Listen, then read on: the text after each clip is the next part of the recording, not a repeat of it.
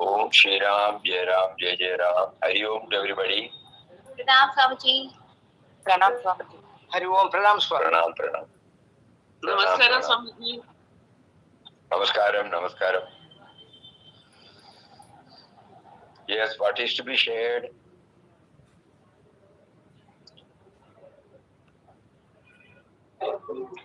Swamiji. No.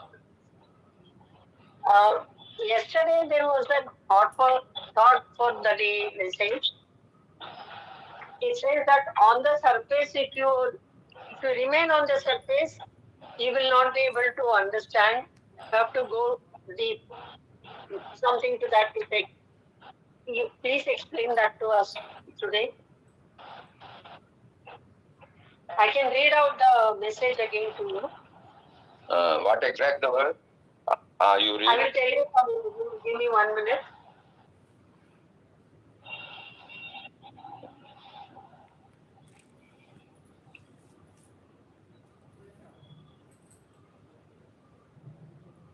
Swimming on the surface, holding on to external props without aspiring to dive down to the bottom can give you only a hazy and imperfect vision of the truth that is the source of all life and manifestation.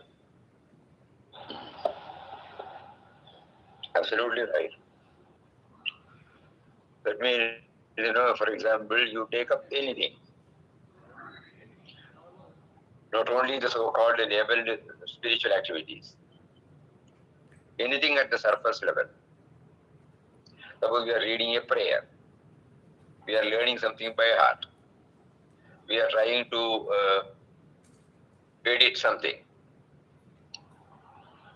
Unless and until we try to go through it and make an effort to absorb the theme, will we be able to do it honestly? In anything. Otherwise it becomes an automaton. It may not become an inward, it may not become a sincere effort on our part to understand and then take the best use of it. Anything. Same thing applies here also.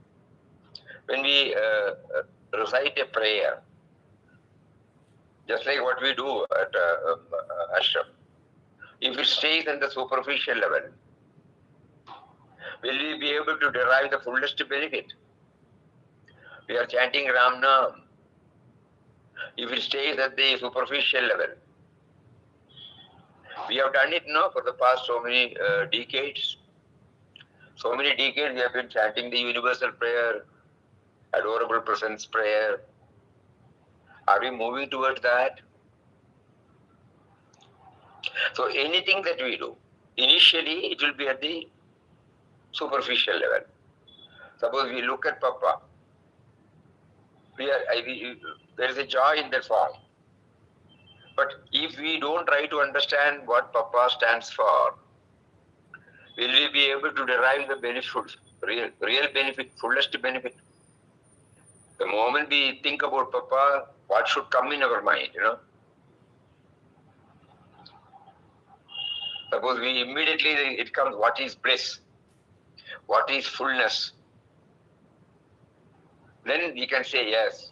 That means we have done some inward journey on the word Papa, not merely getting satisfied with the form, and then we try to go deeper into his teachings, and then finally, the ideal or the theme that wells up in our heart, form or the word is only instrument in kindling all these aspects.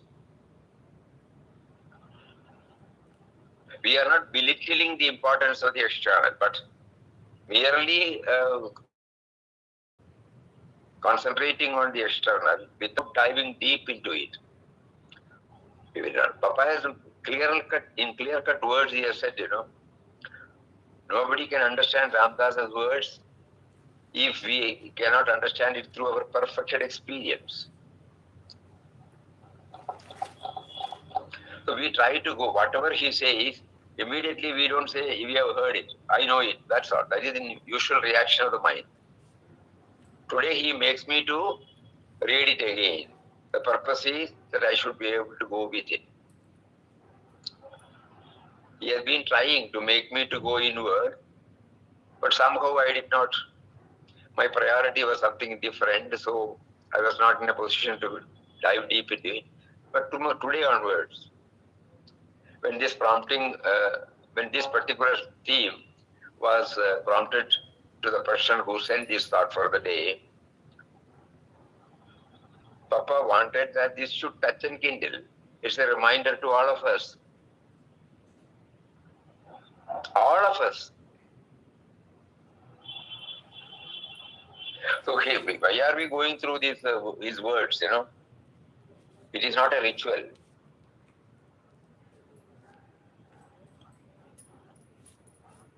We may be busy with so many things, but one day when we apply deeply on the theme of the Satsang, that is enough. That will help us. Otherwise, it will be going on. Somebody may be sending it from ashram. It's a ritual. On some day, somebody will say it is beautiful. It is not, ashram does not do anything for acknowledgement or recognition or appreciation or something. Ashram does it because we are prompted to convey it to us, just like our present Google Meet. If we just hear what Papa says, it will not help us. But if we go deep down into it, it will stay with us. And when it stays with us, it will have its own influence on our thought, words, and deeds. When we say every now and here, immediately I should know whether I have been able to do it now and here. Otherwise, it has no impact. It will be a mechanical repetition. And in the case of form, we get attached to the form, that's all. It will give us some sentimental joy or emotional joy, that's all. But suppose we start thinking, this is what we find. The moment we say Papa, we try bliss, a sense of fullness on his face. Then we try to understand what is that. Then he himself has defined that bliss is objectless happiness.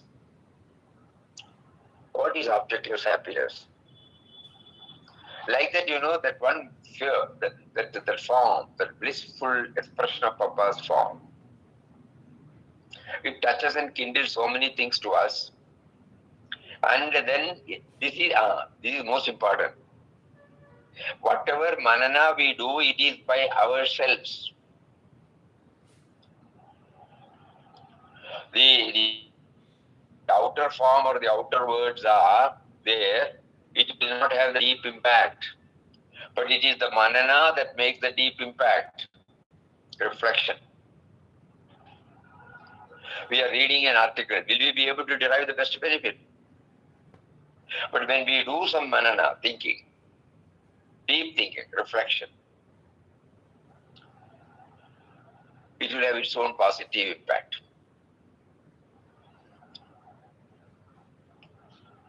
This particular thought for the day is very, very important for all of us.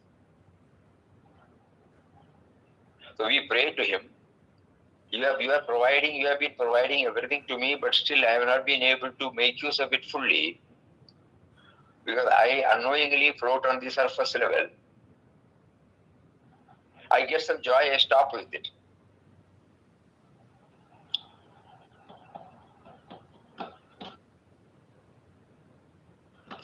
Today morning, we are now on the Rishikesh. Opposite to the ashram is Nilakant Hill. We took a particular portion from In the Vision of God. We were going through the text where it is related about his experience in Sargashram and then the Nilakanta Hill.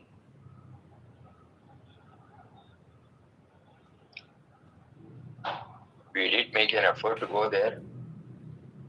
But all the while, the mind has been thinking. We were traveling with him, the hurdles, not the 1924 Rishikesh. It is 100 years back and no facilities. Today we are having all facilities. So we try to understand without any facility, there was no road and he was on force, he has written. So when we come here, when we sit here, when we go through the biographical sketches, instead of coming and staying here, our mind should dwell upon those things intensely, So then it comes to us. Papa was able to sustain this blissful state because self-denial, erasing of the total me and mine, perseverance, total trust in him, simplest life, not bothered about what somebody says, or zero wants, so many things. Otherwise, even today, we cannot attempt even today to go there. So that means this reflection or going deep within, not just reading it, okay? When we are reading it in ashram,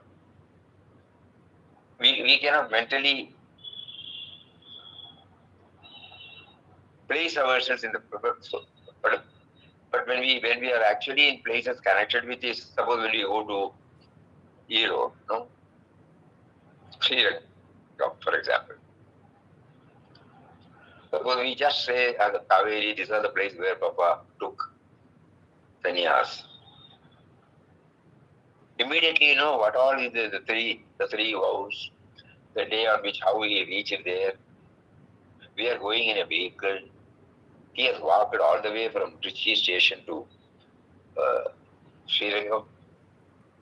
And what little possession he had, everything it was dispossessed, including his name. So suppose we sit and think about all those things.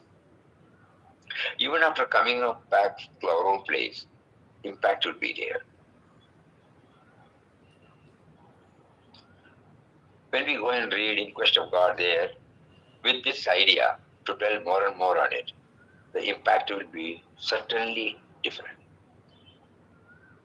Otherwise, the mind will say, these are the places where he came and changed from Vittal Rao to Swami Ramdas. But, what will do is would help me accepting a intellectual knowledge. But here we are trying to associate ourselves with that state of mind which he had. And along with that, it's a gentle reminder to our own mind that what should we do? Are we to simply read and share it with others, or should it not percolate slowly into our thoughts, words, and deeds?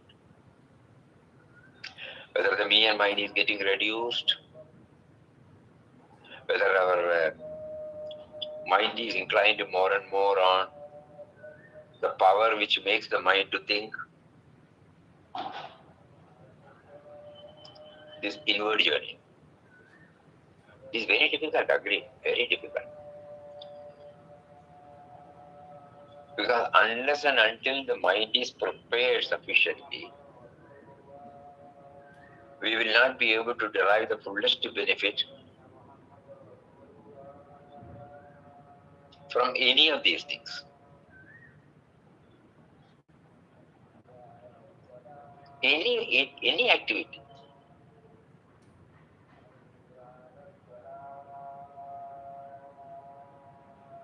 Because we are carrying the mind with us. And if the mind is fully on the externals, fully on the priorities of the external life, wherever, no matter whether we come here, whether we go to some other place, we forget that we are carrying this mind with us. The external thing can do little. whereas the mind play a very, very vital role.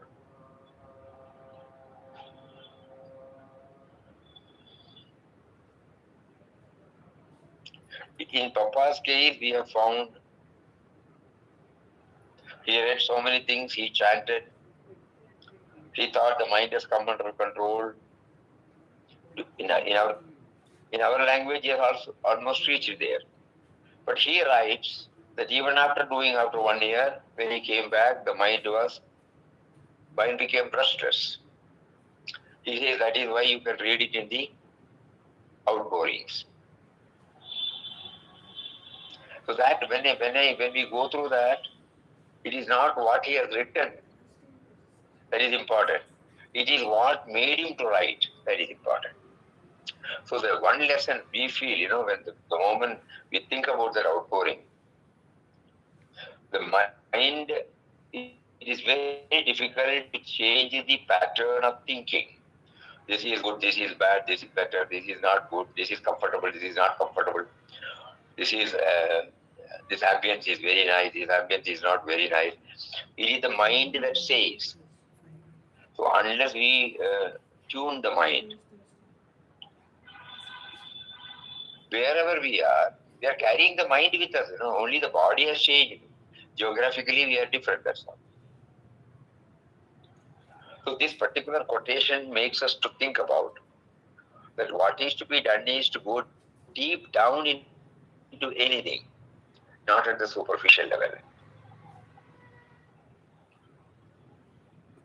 Many people write to us after visiting ashram. Just to think about it.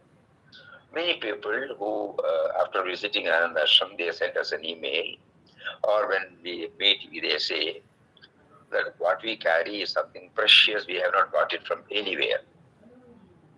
Kindly think about this.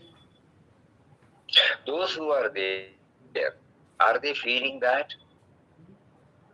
And if not, what could be the reason? The reason could be that the mind is as restless as it has been ever. When somebody says Anandashram it gives us so much joy, so much bliss. Even today morning, one couple came from Dehradun. Yesterday one couple came from Delhi. Yes, Delhi. They were in ashram recently, and we were all there. They said the moment we think about Anandashram, Brahmanam automatically comes. It doesn't leave us. Even now, when we think about that means the mind, even during their stay, they were not concentrating upon the physical thing, but God blessed them to have the real sweetness of hearing Ramnam. So that means it stays with them. Whereas people who are there now, we say some spiritual vibration are here, there. Kindly think about it. When you go to, suppose you say Uttarakhand is a place where a lot of spiritual vibration is there. Rishikesh or Haridwar.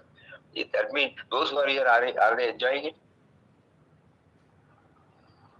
Do you think the same vibration will not go to them? The vibration will be felt only when we make some inner adjustment.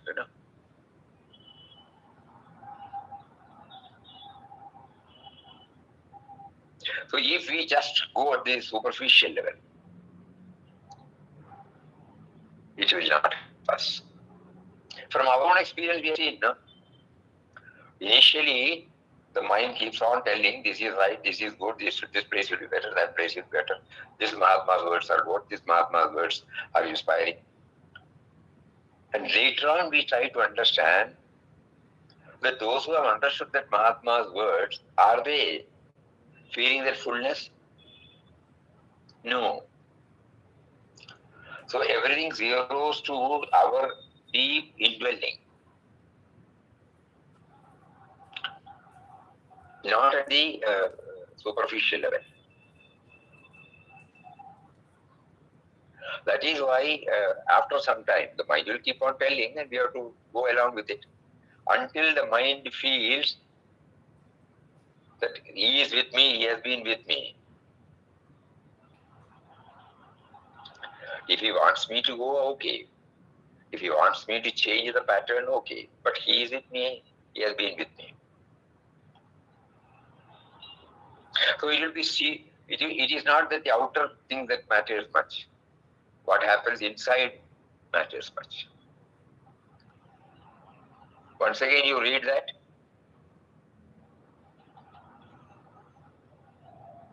That quotation. Yes, Swamiji, give me a minute. No. What is the quotation? Yeah, I'm reading, just a minute. I'll take it off.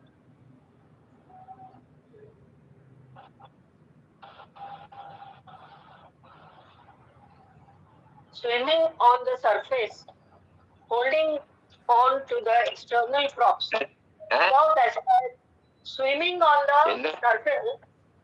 Swimming on the surface. Swimming on the surface. Swimming on the surface. Holding on to an external prop. Without aspiring to dive down to the bottom.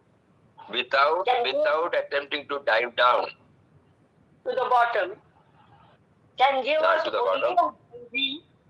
us only a hazy and imperfect vision. Can give us only an imperfect vision of the truth. Correct. That is the source of all life and manifestation. It's a quotation on which all of us have to deeply think about it. So far, what we have been doing, Papa is gently reminding us. Swimming on the surface, holding on to external props without aspiring to dive deep down to the bottom, can give us only a hazy and imperfect vision of truth.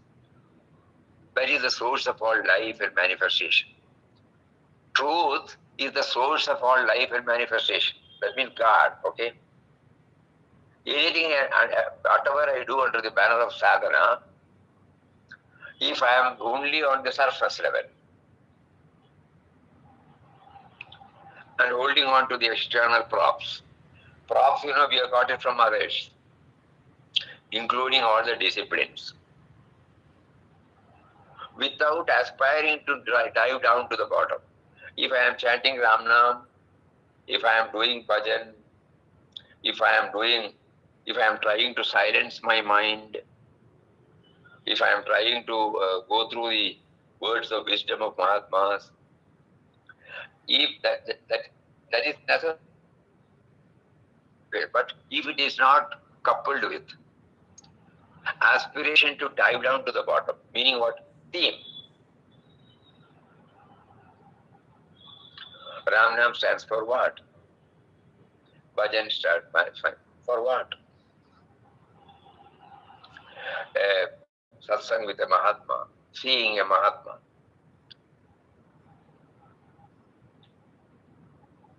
Otherwise, we know that very well, Suppose there is a silent session for 1 hour. Mind will run riot. Outwardly, we are sitting quiet. Will we be able to derive the benefit? But if during that 1 hour, whenever the mind has a tendency to go out on anything, immediately we become aware of it and then pray to him, why are you making me to go outside? Because you gave me a prompting to have a glimpse of your presence in the form of silence, where there are no thoughts, so that I will be able to experience your presence. And when you make me to sit, you make the mind to go here and there. How will I be able to get it? Outwardly, nobody will know. No, this is purely an inward. That is why, though we try so many methods, we feel we are there where we are. So this particular quotation, it should come back to us very often. Unless you help me or pour your grace on me to go dive deep down. Whatever joy I get, it is only ephemeral, temporal. After some time it goes, I am back to square one. There is no change in me. Kindly think about it. It's a beautiful topic. Not only for our spiritual, anywhere, if we are floating on the superficial level, we do some ritual, so what? We do pranam, so what? We repeat the prayer, so what? Initially, okay. We have to start somewhere, at that time mind would be going, doesn't matter. But later on we slowly start thinking, why am I chanting this prayer? Why am I doing Ramna? What is it that I should do? Unable to understand. So automatically, we get shifted to a prayer. A prayer means remembering him, pleading with him, appealing with him.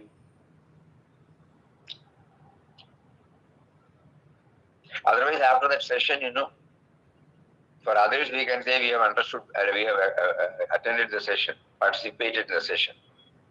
But we know very well whether we have been able to derive the benefit or not. So Papa here cautions us, don't stay at the superficial level. Don't be satisfied with that.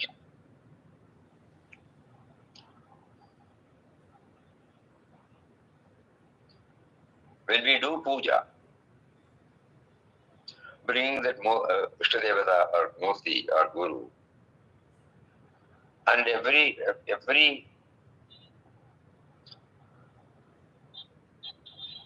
thing that we do in the puja, suppose we are always reminding ourselves that he is there with us, he is there with us. I am not doing puja to an idol or to an image. Yesterday, Puja Swami Padmanabhanji was telling me about somebody's experience. One mother, she may not talk philosophy. A mother, an elderly person, yes, elderly person. Suddenly, it was 6 o'clock, 7 o'clock or something. He immediately said, I have to be with the child until it gets sleep. So there can't be a child for him at this age. So then when he saw inside, he has put Lord Krishna's image on a cradle, and then he was repeating something, something like that. And literally he felt that he has made Lord Krishna to sleep, and then come back and shattered. See the bhavana. Suppose an outer, I have to go there, I put it there and do this 2-3 times. No. So this is what Papa meant, that unless we dive deep down, that we are doing it to develop this bhavana where, we become aware of his presence. Whatever we do, even if we do it for hundreds of years, we still feel we are nowhere near the goal. So it's a wonderful warning, it's a wonderful point to ponder deeply. And probably that might give us the answer about our slow progress in spiritual sadhana. Every day, when we repeat, oh, adorable presence, when we come to the state now and here, pause for a moment.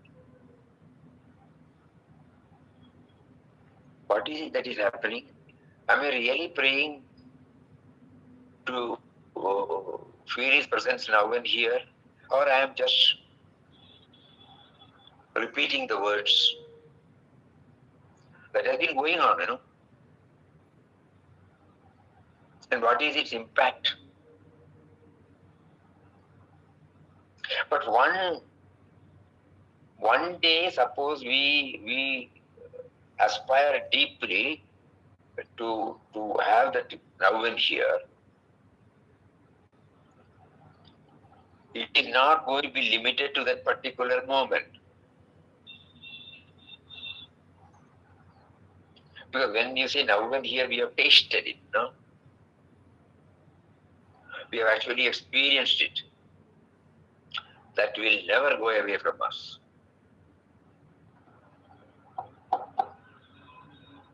Because it has deeply gone inside, not on the surface level.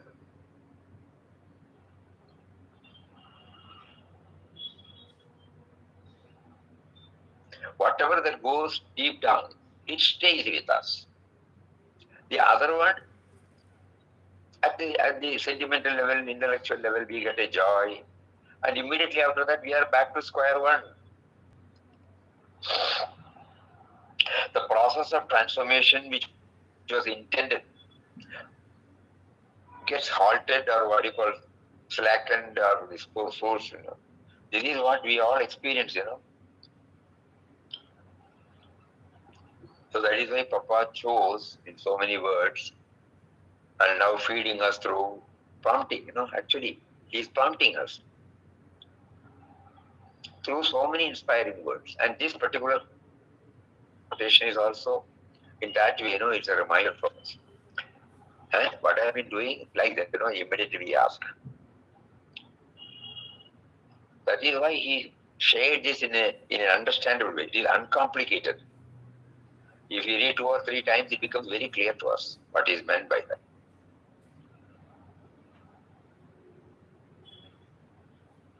We read so many things. Do we remember everything? Does it have its impact? We hear the words of Mahatmas. Does it have its impact? Today morning somebody came and was asking about how the experience of how Papa and Ramana Maharshi, when they met, what happened. When we read out that particular portion from In Quest of God, the 2 words, you remember anybody?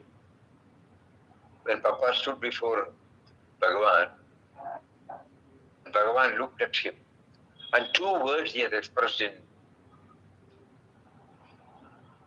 in Quest of God. That is the creed. Papa stood there, Bhagavan also looked at him. And what is it that Papa drew from that? No, it is not that he is looking and he is looking back. No, there are 2 words. Does anybody remember?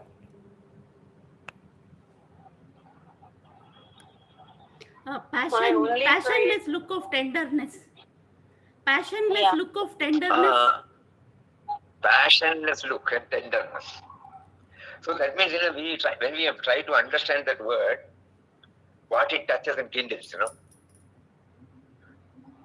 Very, very, actually this is the creed.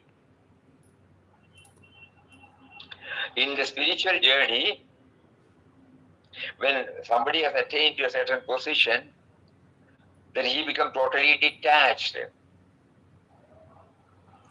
passionless. And just not rocky hearted, insensitive. The tenderness is also there. So when you say passionless look and tenderness, that is the cream of that particular chapter. Oh, we start thinking about it. If we just read passionless and this tenderness, no. We go dive deep into it.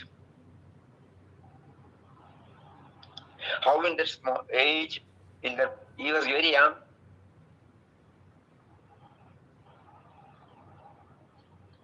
And at that time when he sat there, and when Papa went there, no exchange, only Papa talked, seeking his blessings, that's all. And he looked at him, and his look is, it was acknowledged by Papa through these 2 expressions.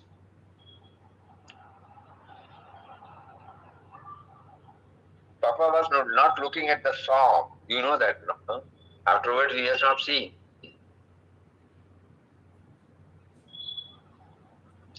Immediately next chapter, in the cave, no mention. The theme has been, he has got the theme. The passionless look at the tenderness. This is the cream of the meat of the satsang. If it is on the surface level, he went, met a great saint, he felt joy, the prostration came back. But when he attached these two, that means that is the one which has been touched and kindled in him. It is original.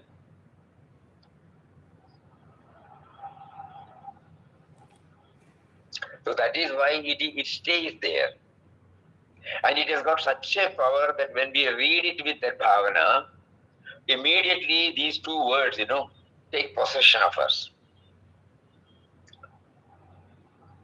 How am I to develop this passionless look at the same time tenderness?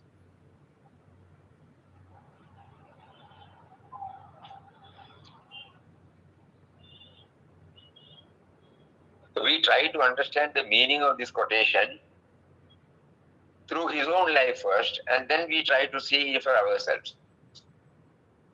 More and more clarity will come.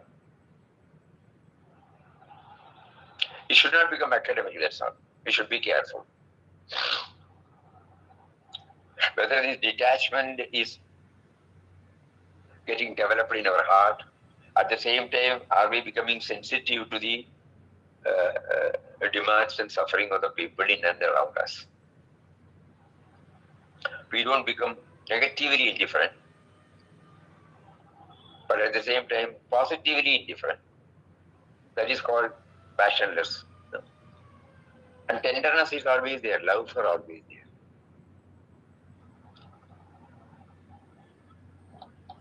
So these words, when we read Papa's quotation every day, if we try to understand it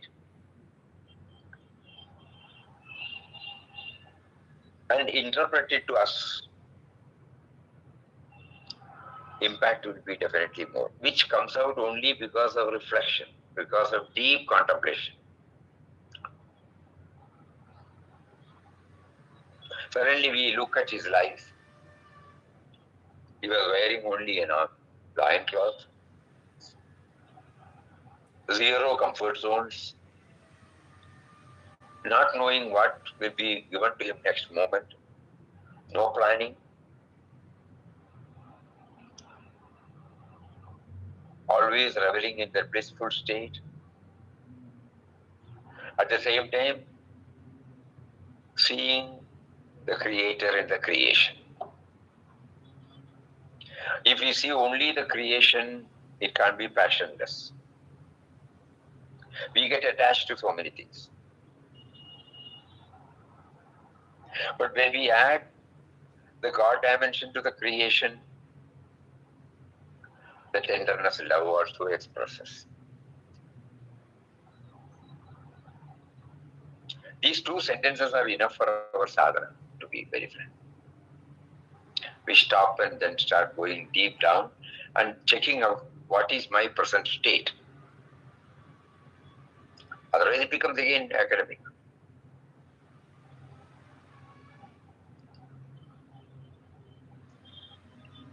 Is it making a deep dent, an impact in my thoughts, words, and deeds? When I react to events and individuals, do I maintain this?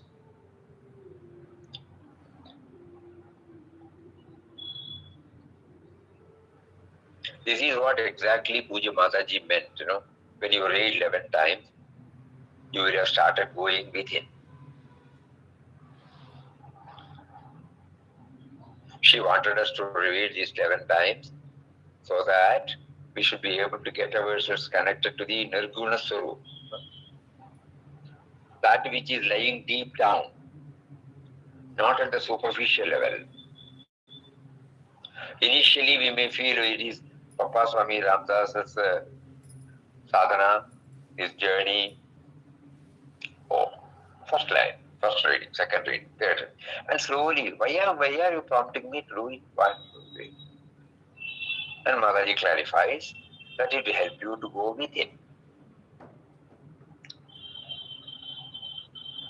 And so when we try to read, every sentence may not try to help us go within, but something will definitely start going.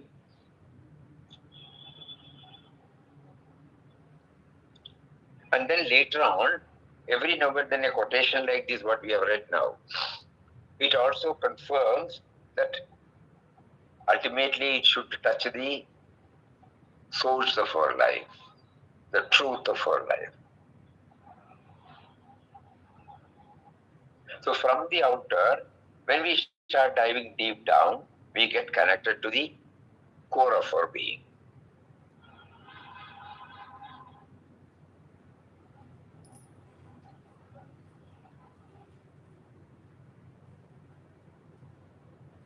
Swimming on the surface, holding on to the external props, without aspiring to dive down to the bottom, can give us only a hazy and imperfect vision of truth that is the source of all life and manifestation. A hazy and imperfect, blurred vision, no? Because all of us, our mind will keep on telling we have been associating with Papa's thought, we are staying in, either we are staying in ashram or we keep visiting ashram, we are doing Ram Nam, this and that, so many things the mind will keep on saying. But it need not necessarily be the perfect vision.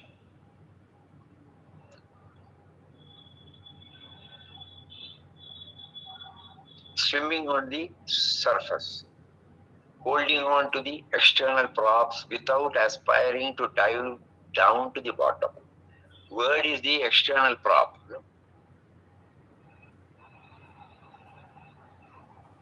Without aspiring to dive down to the bottom. It has been given to us to dive deep down, not to be satisfied with the outer one. A beautiful expression. An appreciation, pass. So what? Every word of master need not necessarily inspire us. But there may be a few words that will definitely inspire us. That is enough. That is why they have brought out the theme in different contexts and different languages. Why do we remember often certain quotations? The world we live in is a school in which observation and experience offer us immense possibilities for self-improvement. Nay, the world itself is Guru or God.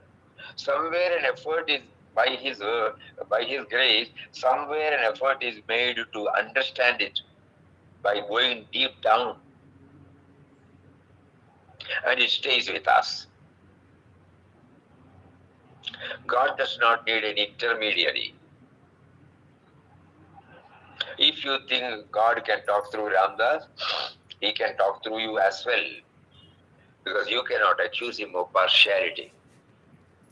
Switch on the wire for direct communication. Why do you deny Him in your heart? No. Very simple, enough.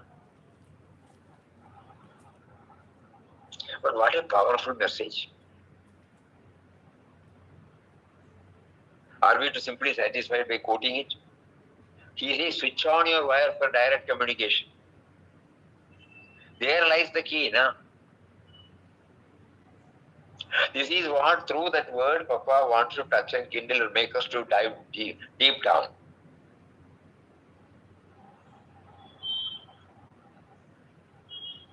So all quotations we may not, but some quotations when we go deep down, it helps, it changes, our whole perspective. Even if by habituation the body, mind, intellect keeps on doing it, somewhere in the heart, no, not right. Then I try to get corrected.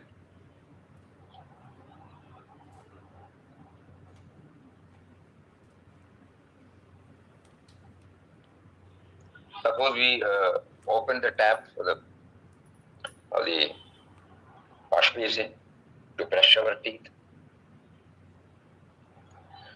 It has helped us. But we forget to close the tap. That means we have not consciously done it.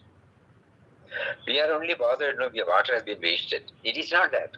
Water has been wasted, yes, no, that has to be plugged in. But far from that, I forgot to do it consciously. I forgot. It had helped me to brush my teeth, to clean my brush, everything. But unfortunately, I forgot to close the door, tap. So stretch yourself, anything and everything. So if we are staying at the superficial level, we will not be able to. But at the same time, when you close the tap and come back, you are in that process, learning to do everything consciously, not from the superficial plane. 100% we may not be able to. At least we can make a trial to make it 25%, 50%, 75%. So this quotation can be understood in so many ways. Very powerful quotation. I never thought that it will bring out so many dimensions. That is what he wanted to know. A simple, it looks a very simple quotation, uncomplicated, but when we try to go within, it unfolds so many. Especially when you connect it to the day-to-day life.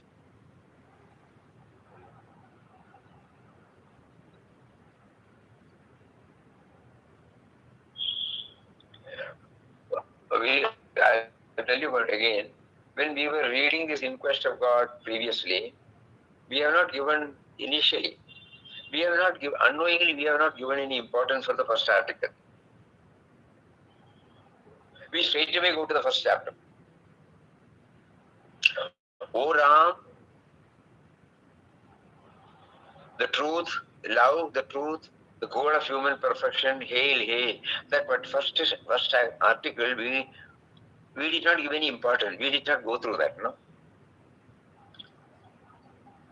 In one go, we tried to finish the entire book. Suddenly, if somebody says about it, I have read it. It is a wonderful one. That's all. After some time, we are again thinking what has its impact on our thoughts, words, and deeds. Then we try to understand. We have not understood what Ram stands for. Then casually, he makes us to see the first article. So before the chapter starts, he introduces what Ram stands for, which is very essential. That is why he placed it even before the first chapter. This fact I was not aware. So he wanted us to start from Hari Shri, before he introduced the word Ram for the indwelling and all-pervading reality. He wanted all of us to sufficiently equip ourselves, and with that bhavana, we try to, every time when he repeats, in the 37 chapters, somebody the other day, last year, as many as 400 times he has repeated this Ram. Swamiji, in the technical language, they say hereinafter. Use the word hereinafter. So Papa explained Ram first. We say hereinafter, called as Ram. So Papa explained Ram first. Ram first. So that means, we should apply our mind, When he says subtle and mysterious power, it is only a word. But we should try to dive deep down. What is the subtle and mysterious power? It is not gross because we cannot identify that power. It is not palpable. And mysterious, is it possible for us to find out the cause, the origin? It is there. That is called mysterious. But our intellect cannot go to the origin. So when we try to go deep down with these so simple words, subtle and mysterious, and when we close our eyes and make an effort to understand that, something of it will come. And again, when we apply with our own life, how am I seeing it? No, how am I talking? How am I feeling that I am doing this? Where from that energy comes? What is it responsible for my Panchabhuta, five organs of action and five organs of perception to act and react? Yeah.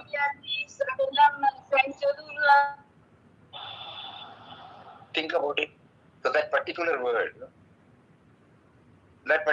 is enough, even if we don't read anything, if our mind is trained to dive deep. You all remember during the year-end program on Papa's Sannyas Day, we brought out a sloga from Vivek Chudamani. Aptoktim Kanana. We made a PPT, you remember? Yes, Swamiji, last PPT. That is called the Aptoktim Kanana. That one, unless we go dive deep into it, because at the superficial level, the two families, one family thought, after the passing away of their parent, they are penniless, and so the neighbor mama, uncle says, not that he has sufficiently kept enough reserves for all of you, but you have to make your own effort to dive deep into it, dig, unearth, own. You cannot simply stand and say, my father had left me a treasure. It is not going to help us. So I must take the crowbar, start digging, removing the debris, patiently, perseveringly. And then one day, I will hit the vessel and then clean it and then own the contents. Why did we remember, It had made such a deep impact.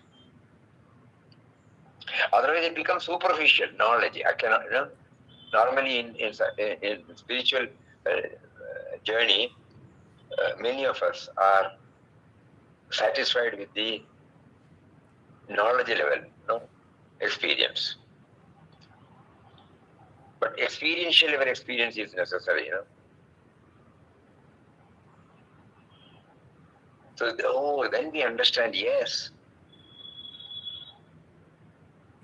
A seed, when it is placed on my table, it will not sprout. But if I prepare a conducive atmosphere and sowing the seed and nurturing it and then trying to take care of it, at the appropriate time the seed breaks, the seedling comes out. The same seed, if I keep it here, it will not. So this is the surface level, the other one is the diving deep down. To touch and kindle the creativity in it, it needs something to be done.